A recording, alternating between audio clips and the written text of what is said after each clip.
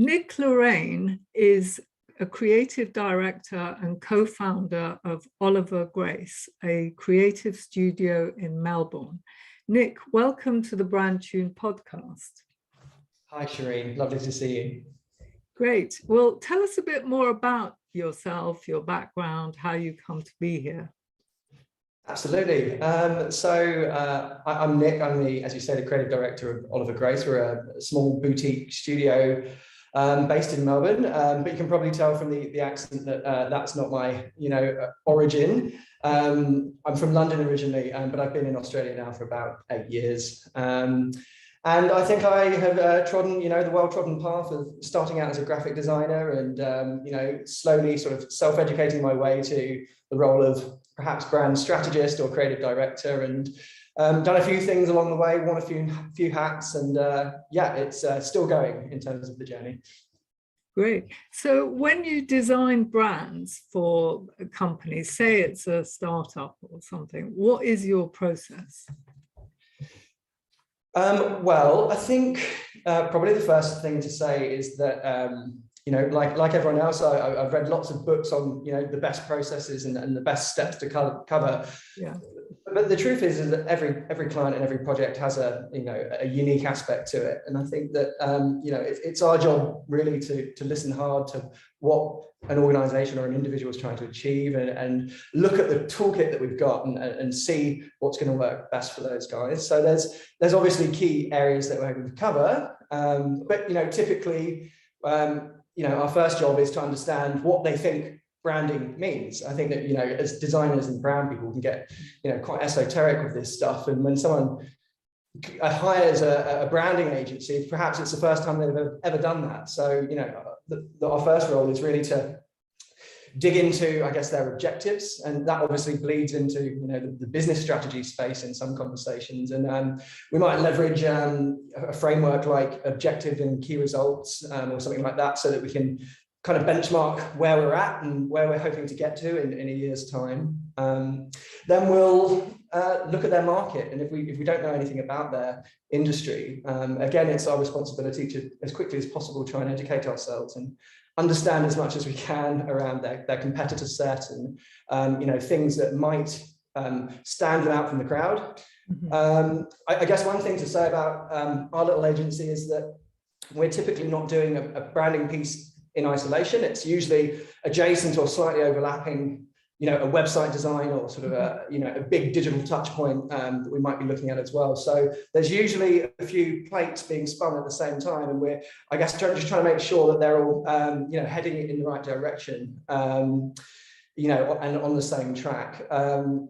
So yeah, I mean, apart from that, all the usual stuff as we get into the branding process. Positioning, creating that strategy as quickly as possible, asking the big questions, what's the intentional brand image we're trying to create here? What's our high expectation customer? That's a term that we use quite a lot, that I picked up from, Julie Supan, who's a real loud voice in this space, especially in terms of digital first branding. So we'll try and isolate, that primary persona that we've got to get it right for first. And then talk about, what do we stand for? Have we really got a point of difference here? Before obviously diving into brand identity. And, that's when, I guess, the designers get the candy thereafter, and they get to do all the visual creative stuff. So yeah, that's, I think, our process in a nutshell. Right. That makes sense. So if somebody's starting something, usually they feel there's something wrong out there and that they can improve on. Is that right? I think so. Yeah, I think that, well, there's a couple of sort of classic situations, either that, it's a brand new entity that doesn't have an identity, and they feel that, it is an appropriate time to bring this thing to life, and, it requires, a brand to do so. Or, as you say, there's an issue. And I guess, our job early in the journey is to try and identify what they think that issue is. Well, what is a brand to you? Yeah. What is a brand to me? That's an interesting question. I wondered if you might ask this. So, a brand for us, I guess, the classic answer is it's the sum, of all the feelings and visions that spring to mind when one hears the name of a given entity or company. So it's an emotion, I suppose, more than anything. And yeah, absolutely, every organization, if they're taking things seriously, does need to have a brand that they're managing and leveraging to achieve their goals. So how do you then tackle differentiation and distinctiveness so that they can stand out? What do you focus on in doing that? Yeah, sure. Well, I suppose the first thing to say is, I'm certainly a believer that distinctive assets win out over this idea of differentiation. And I think that, the ideas that have come out of the Ehrenberg Bass Institute and the research that those guys have conducted have shown very clearly that, producing unique identifying characteristics, make it far easier for consumers to notice and recognize and recall and, of course, buy the brand.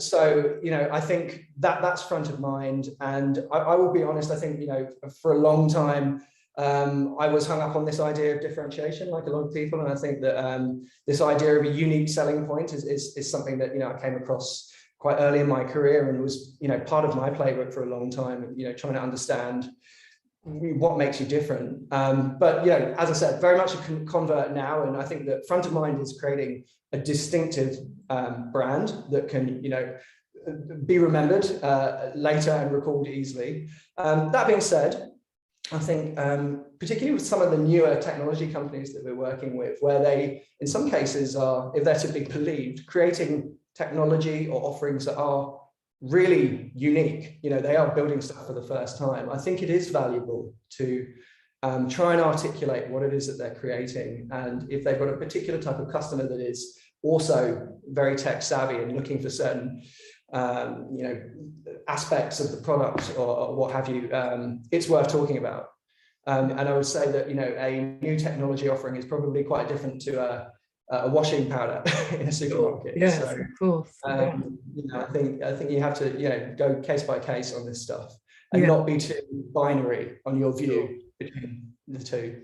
Yeah. So you would position almost any service or tech, presumably, so that it's got some unique attributes that people associate with it. Is that right? I think if it's genuine, I think that if we're running, for example, if we're running a brand discovery workshop with a set of clients, I'll always ask the unique question or the uniqueness question. I'll always say, one aspect of positioning in some people's eyes is this question of, do you have something that is completely ownable by you? But as they, set about writing whatever they think their unique point is on a post-it note, I'll prime them by saying, well, let's just imagine that your competitor is in the next boardroom doing exactly the same thing. And I want you to think about that. And whatever you write on that post-it note, you genuinely need to be able to claim is only yours and makes you unique. And that often creates an interesting conversation. Right.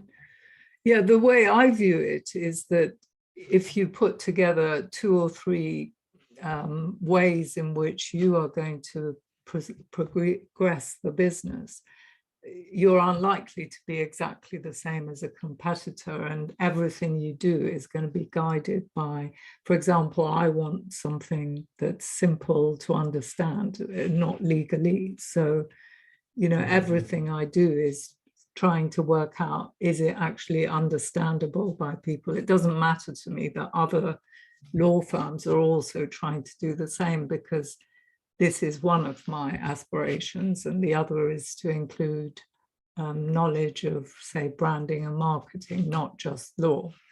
So if you choose 2 or 3 things that you are going to focus on, then that's your positioning. It doesn't need to be unique so much as about what you are, I guess, to associate with your brand. Yeah, for sure. And I think that, maybe something else worth mentioning is that, in my opinion, at least, strong brands do emanate from within an organization outwards. And I think that if you've got your salespeople, or indeed everyone in the business, banging the same drum very loudly and saying the same things over and over again, that, you know, they will believe that. And for example, you know, the technology scenario that I mentioned, if there is a succinct, clever way to articulate something that's quite technical that all of the team can repeat every time they're in a sales situation, then that you know, talks to a point of difference, but I suppose also becomes a distinctive asset because it's you know, a little soundbite or something that becomes memorable over time. Yeah, especially if you can, yeah, go for it. Sorry. Yeah, especially if you can create a tagline that's sort of protectable, you know, like just do it or whatever. Absolutely, yeah. I mean, I used to work in a digital product studio, and we had this line that was find the shortest route. And it was just so memorable. And, you know, the whole 100-strong organization would remember it because we'd say it at every all hands. And after a while, the clients started saying it as well. So that's when you know you're onto something, I would suggest. Yeah. So how do you actually come to design the visual identity? What's your approach? Yeah, sure. So without going into obviously the technical detail of sitting down and designing a logo, I guess there's some key principles that we try and abide by. So the key thing is it's got to be appropriate, I think. I didn't actually go to art school or university for a huge amount of time. I'm pretty much self-taught from, you know, landing my first gig at a design studio as a young person. And I think that that's given me a certain mindset, which is, you know, really be focused on the client and what they're trying to achieve, rather than just trying to express your own style too much. And I look at the organization and I look at the environment in which they're operating, and I try to come up with an appropriate solution. And, you know, that idea is stolen straight from Massimo Vignelli, you know, one of my heroes, who talks about this all the time. And, you know, it is the idea that if you come to an appropriate solution, it will transcend any issue of style, and you'll get a happy client pretty quickly. So that's front of mind. It's good to ask the client what they're expecting. It sounds simple, but quite often they'll come in the room with, you know, a half-baked idea or some, you know, they're the experts in their industry. You know, they should know more than anyone kind of what might be appropriate. So as designers, I think it's really important to listen hard. And then as you get into the creative process, obviously the job is to bring to life the positioning strategy. We're emotional animals, and the visual cues, I guess, are the most visceral things that we can, you know, react to. So we'll be looking basically to create, I guess, a timeless identity, which sounds cheesy, but it's true. You know, I picked up a logo Modernism book from Tasha the other day. It's like the biggest book I've ever bought in my life. And it's got these simple icon logos that could have been designed yesterday, but some of them go back, you know, 60, 70 years. And that's what I'm always aiming for. Something that's completely timeless, really, really flexible. You know, I should imagine that when some of those logos were designed all those years ago, they never dreamed that it would end up on a, you know, a social media avatar or something like that. So why shouldn't we be thinking about how a logo might be applied to the metaverse or what other, you know, application might come next? So, you know, timeless is probably front of mind. So naturally, can you just give a couple of examples of those timeless logos that you came across in that book? Yeah, absolutely. Well, I think, you know, the beauty of that particular book is that it's basically a singular format for many pages of just tiny little icons. And, you know, some of my favorite are things like, you know, the old Kodak little icon, which has just existed forever, you know, as just that little small K, despite the misfortune of the actual company. You know, the logo certainly stood the test of time. So that was definitely one that stood out. But there's heaps of really obscure ones in there. There was, you know, ones that have long gone and, you know, probably aren't companies anymore. But as I said, you know, I think there was like a Canadian brewery which had this wonderful, you know, little very simple logo that sort of had the perfect use of negative space to make it pop off the page. And it was, you know, tiny little black and white geometric shape. And yeah, as I said, it felt like as new as any other bit of design that I've seen recently. And it was probably about 50 years old. We must put the book in the show notes just in case. Yeah, I'm sure any design nerd out there knows exactly the one that I'm talking about. So that's a good one. Thanks. So will you also be naming something? Do you approach Yes, naming it or not? we do, yeah. Certainly we do more design work than naming, but there are instances where a client is either looking to rename an organization or creating something from scratch. So absolutely something that we do, yeah. So what's your approach to naming? Does it depend on what the client wants? To what extent are they involved, and so on? Yeah.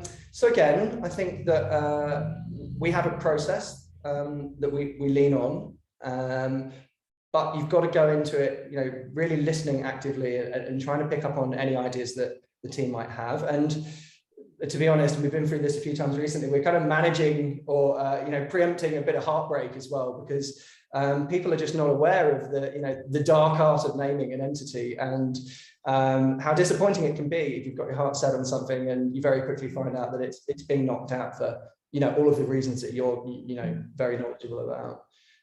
But yeah, look, I guess in terms of a process, we set the expectations around roles. So we let them know really quickly we are not trademark lawyers, but we're creative folk and we can come up with some ideas, and we've got a way that we can, at least at a reasonably high level, tell you if it's the right type of thing to apply for trademark with.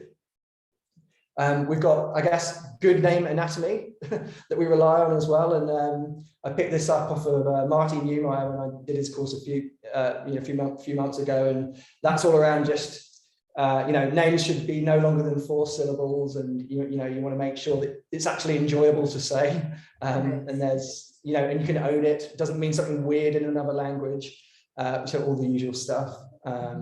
I'm doing his course in January, actually. I was curious to find out.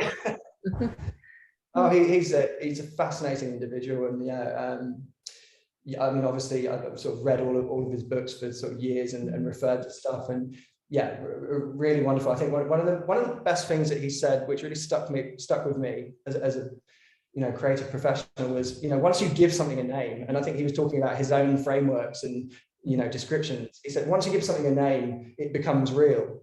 And if you read any of his books, that he comes up with these fabulous names for these frameworks or diagrams that he's conceived, and that really stuck with me, and probably on subject for what we're talking about. So 4 syllables, but no more. Apparently so, yeah, but I'm sure there's plenty that break the rules. But I think probably more than anything, it's nice to say, rolls off the tongue. That's a good principle. Yeah, sounds nice. So to what extent do you actually then discuss IP around names or the visual identity with your clients?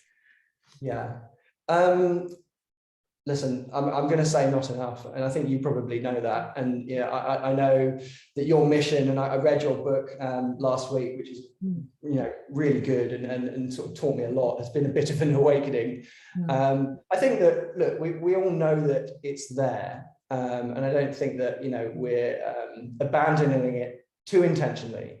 But our focus, at least as creative professionals, is the creative idea, and I guess trying to get that part of the job done. And I think that you've heard a similar story from other people that you've spoken to. But typically there is a bit of a lack of understanding around what even IP means. I know, and, especially among clients. Yeah, and I really like the way that you described it as the expression of the idea. That's what you can really protect. So that's certainly something that we try to communicate to clients. I mean, there's other stuff that we do. You try, to be completely frank, you probably build the most awareness by telling a few horror stories and just trying to build a bit of urgency around their thinking on trademarking as early as possible. But there's some other times where actually it's quite understandable why they're not thinking about it. And a part of what we do is helping clients, in some cases, prototype and test a business idea that's completely new. And part of that prototype we've got to put together typically has a bit of a lean brand, as we call it, applied to it. And it's remarkable how if that whole process goes successfully, how it can kind of snowball, and before you know it, everyone's become quite attached to this name that was, you know, a bit of throwaway to begin with, but has actually stuck. Suddenly you've spent a lot of money on bringing this idea to life, and you know, you might have to sort of review it. And yeah, so things can slip through the net, particularly when you're running really quickly in a sort of, you know, design sprint format. Yeah. Well, you see, I think you need to choose very carefully when you're testing the market. So if you choose something that's descriptive, that can't be trademarked, then at least you can still use that as a tagline and find a name or something if it really takes off. But if there is a possibility that it could take off, applying for a trademark is not a big deal. Actually, people can do it themselves, but you know, they just need to cover the one class and make sure they can use that name, because the problems that it causes if you have to rebrand after something's taken off is huge, really. So yeah, and I think the irony is that, you know, probably people think, oh, lawyers are expensive, we don't need to get them involved just yet. But actually, if you leave it too long, it's probably going to be more expensive because you're going to have to ditch a whole load of design work. This digital first approach, can you tell me a bit more about it? What does it actually mean? And how does it impact brand designs in particular? Yeah, absolutely. Well, I'll give it a go. So I think firstly, I understand why the word digital is used, because it, you know, obviously distinguishes the screen from, you know, any printed collateral, I think. But it's really high time that we move forward from this idea of digital first to anything. Digital is the world that we're living in right now, and I think you know, we should just be in that mindset. I think, you know, 10 years ago people were talking about digital transformations. That should be done by now, and really it's just it's the same old mission of branding, which is, you know, insight, creativity, positioning, all that good stuff, just applied to where your audience are, which of course more often than not is in front of a screen. In fact, I think people spend about 8 hours a day on average in front of screens these days, so it makes sense to focus there. You know, and as I said earlier, often we're doing a branding exercise alongside a new website, or indeed, you know, dreaming up a new digital product. And what you have to understand is that, you know, the user experience is now an extension of a brand personality.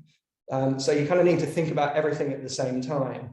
And of course, these last couple of crazy years that we've been through have forced a lot of people that I guess were the last bunch to really go digital, to go digital. So the audiences are in front of screens, and you just have to address, I guess, you know, that forum first. Right. So this idea of blanding, what is blanding? Can you talk about that? Well, I mean, I love that article. I don't know if we're talking about the same one, but I remember it came up on Bloomberg or something, and it was, you know, it was actually when I was doing the Newmeyer course, so it was a real hot topic at the time. We had, you know, a Zoom call of 20 brand professionals talking about it, because it was quite divisive. But yeah, the idea is that there's clearly a ubiquity amongst new brands entering the market, especially in the sort of digital startup space. And they tend to use similar color palettes, similar language, and in some cases similar, you know, very simple logos and, you know, brand symbols. So I think that's the blanding that you're talking about. Do they actually use symbols? Because I don't see a lot of symbols being used. It tends to be just a word mark, a very simple word mark. Yeah, well, I think that I've probably seen, you know, a few symbols being used. I think, you know, the word icon is probably what I would use, particularly when you, and we'll often, if we're producing a visual identity for a company, we might come up with a word mark that can be used in most instances. But if you're going to go down to a 40 by 40 pixel avatar on the top of a, you know, a LinkedIn profile page, it can sometimes be sensible to collapse that into a little icon that even, you know, is a monogram or something that represents the brand. Yeah, or initials or a letter or something. Yeah, exactly. Yeah.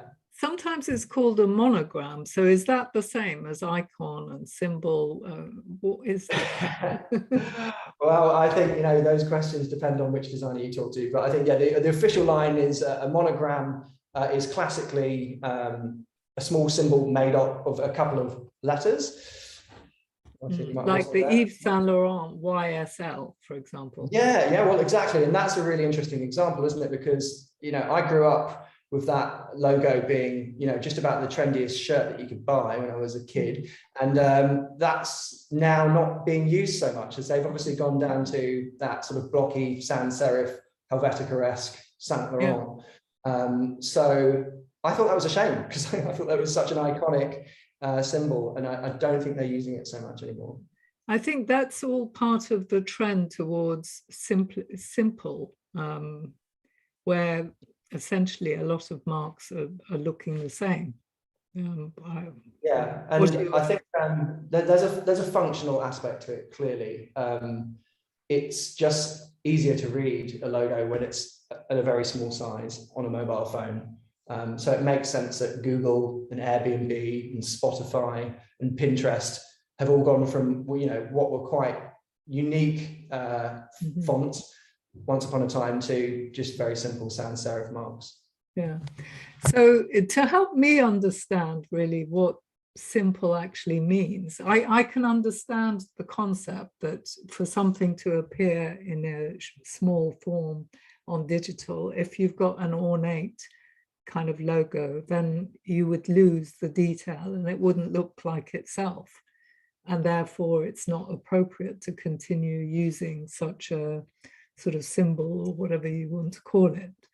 So I can understand that intellectually, but I can't actually understand what the choices are that is available to designers, given that so many of these logos look the same. I mean, is the choice really so limited? No, I don't think so. I mean, I really believe that from constraint comes creativity. And I think that certainly there are some limitations in terms of the size. And as I say, there's a functional way you've got to look at the design challenge of creating a logo that's probably going to be used most frequently in a small space. But, it's also a good challenge to have. And I think this week, actually, I saw a really cool little sexual wellness company, of all companies, in Australia called Libido, LBDO. It's an acronym, but it actually says libido. It's really smart. And that's a really small, nicely condensed little logo, but they've used a really elegant serif font. And it's a really great example of how you can still do something that looks quite unique, even at a small size. So yeah, I think, as I said, the constraints are there, and it's up to the designers to do their best within those boundaries. Okay, well, I'm going to just share my screen to ask you an example. So this is the logo that I initially had. The as rights. In fact, the Z was in turquoise as well. So that's a script, presumably, rather than serif or sans serif. Is that called a script?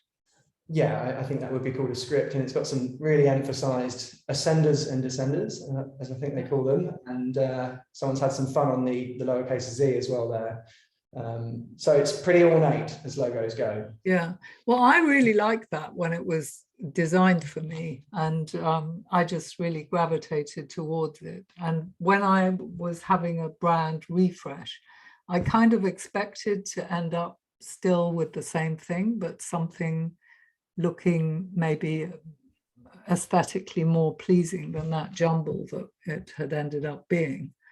But then I got this.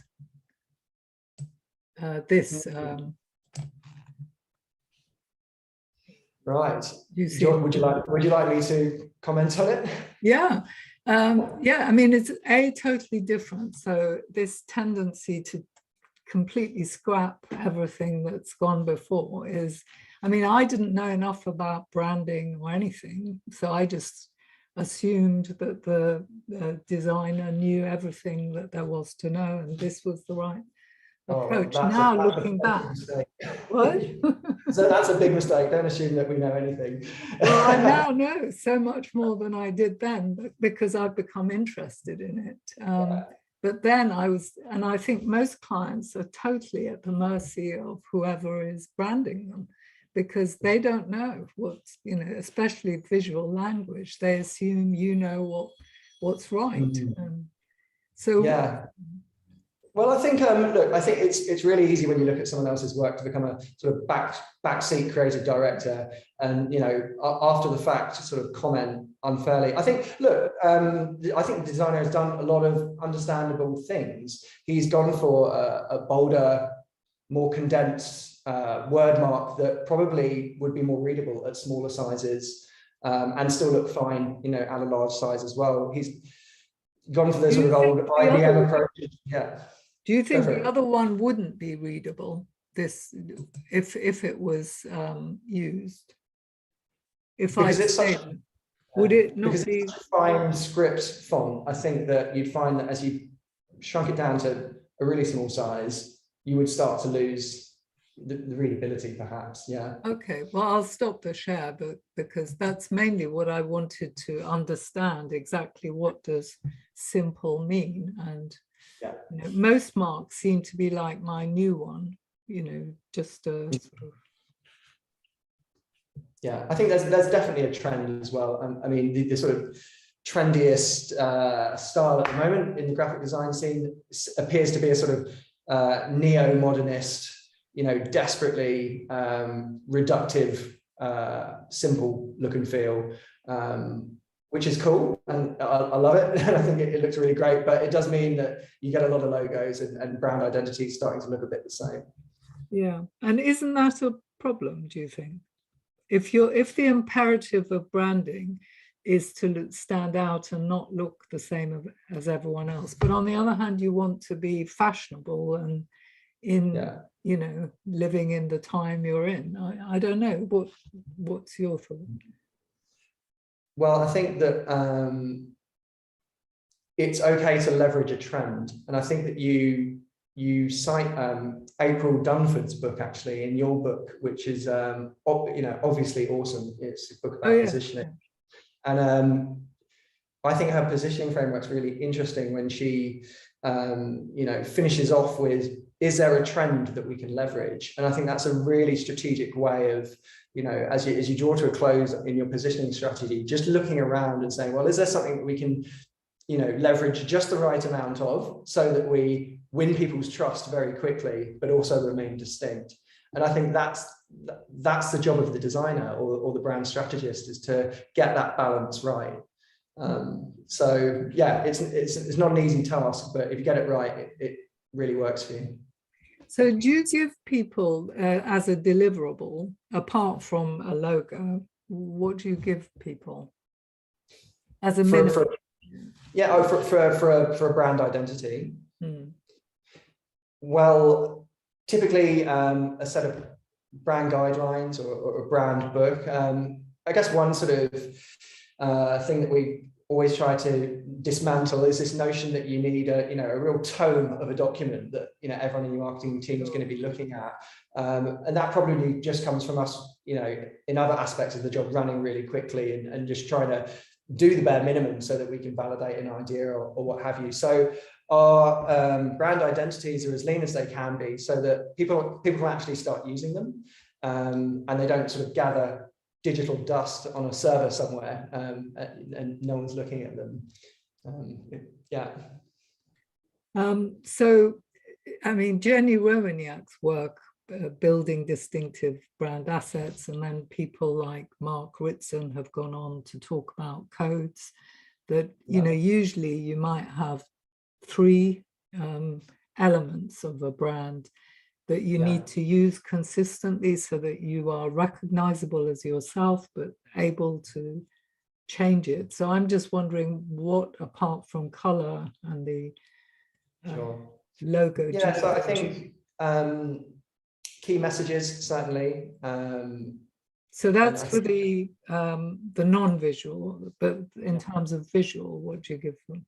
Oh, okay, so in terms of the visual, you know, as you mentioned, logo, and you know, logo will usually have a few different ways of applying it. You know, as I said, if it can fold down to an icon, we might have it might be a flexible or responsive logo, as we sometimes call it. So they'll have a few things to play with there. You know, a set of colors across digital and physical, obviously.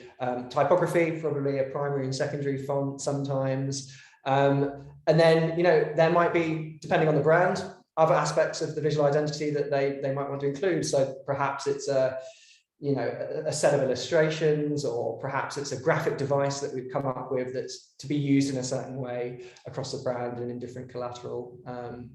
Yeah, they're all slightly unique, but I guess the overarching point is we just try and make it as ownable and usable as possible. I heard a great quote a while ago. I can't remember who said it, but you know, it was this idea of you know, there's no point designing someone a Ferrari if they've only ever driven a Mazda before. You know, so you want to put together a set of tools and guidelines that empowers your client and allows them to consistently, you know, put that brand into the market. Yeah, I think for ordinary people like myself who aren't designers, that's the most challenging thing, is you're on social media, you're doing lots of things, how to actually have a consistent look. Obviously, you'll add your logo, maybe you will, maybe you won't be, but then how else are you going to look like yourself? And I personally think color is the wrong thing to rely on. It can be an additional thing, but because it's so difficult to own color, whereas something like a symbol can be owned. So I'm surprised more people don't create symbols, really. Yeah, well, there's probably a few reasons for that. I think that why is that? Well, I think to be completely honest, at least for the vast majority of designers, you know, creating a word mark is probably quicker and simpler, you know, as it initially at least involves using an existing font, which you may or may not manipulate to, you know, make unique. Sitting down and creating a mascot or you know, an illustration or a symbol, perhaps is slightly more work, and perhaps, probably a controversial view, you know, requires you know, slightly more skill, at least in the illustrative sense, because you've got to be able to come up with something that's executed really well. So that might be the reason that people shy away from it, potentially. All right. And what do you think of my the one I've created for my brand there? I mean, I just had to do it myself because the designer I engaged, a different one, couldn't come up with any ideas. And I really wanted a visual hammer.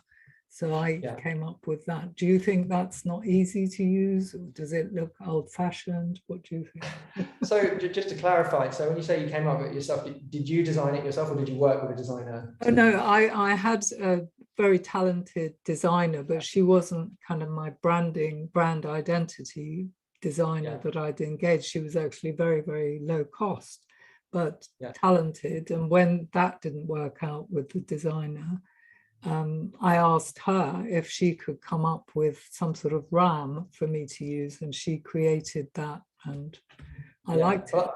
I think she's nailed it, and I've read the story behind the RAM, and it makes sense. And I know that you've also got an owl in the mix in other aspects of your life, which I thought was interesting. That too. Yeah, because the owl's in Jenny Romaniuk's book. I thought that was yeah, they chose one too. It was just coincidence that I chose an owl. I thought it was very fitting. But no, look, honestly, execution-wise, this is great. You know, it's you know, the first rule of, I think, good logo design in most people's minds is it works in two colors, or black and white, and you know, this clearly does. And I should imagine works at a small size and at a big size. So you're already winning. Okay, that's funny because she cost next to nothing, whereas the designer I paid a lot of money to wasn't able to come up with anything. So it's obviously, it's not, you don't get what you pay for necessarily. Well, I don't know. I mean, there's that famous Paula Scher quote, which perhaps she borrowed from Van Gogh, actually, which is, you know, it might have taken me 5 minutes to do, but, you know, I've been in the business for 20 years to be able to do it in 5 minutes. So I think it all depends who you're working with there. Yeah. Well, this designer is quite young and, maybe has 3 years experience. She's doing well so far, I would say. Yeah. Oh, great. Well, yeah, I'm really interested to have discussed this. Just to finish, there's one question I have for you, which is, I guess, around what a brand means. But what do you think is the single most important thing a business needs to focus on and not lose sight on in order to build the brand that they want to build? I didn't forewarn you of this. No, it's the single most important thing. Well, the word consistency gets bandied around a lot. And I think there's obviously some things that you have to do so that you can be consistent. Mm-hmm. But providing you've equipped yourself with, the right brand assets, distinctive brand assets, I would argue that in order to really build those memory structures and to really sort of, get that mental availability that we're all clamoring for, it's about saying the same thing and doing the same thing over and over again in as many places as possible. So I would argue that consistency would have to be up there, if not the most important. Great. Okay. Thank you very much indeed, Nick. It's been great having you on the podcast. No problem at all. That's it for this week. Do subscribe to the brandtuned newsletter to get weekly updates. I'd also love to get your feedback. Just send me an email to info@brandtuned.com. Finally, if you liked the episode, please do share it with your friends and colleagues and review it on iTunes or whichever platform you use to listen to podcasts. If you leave us a 5-star review, it means more people will listen and we can spread the word much more quickly about the podcast. Thank you and bye for now.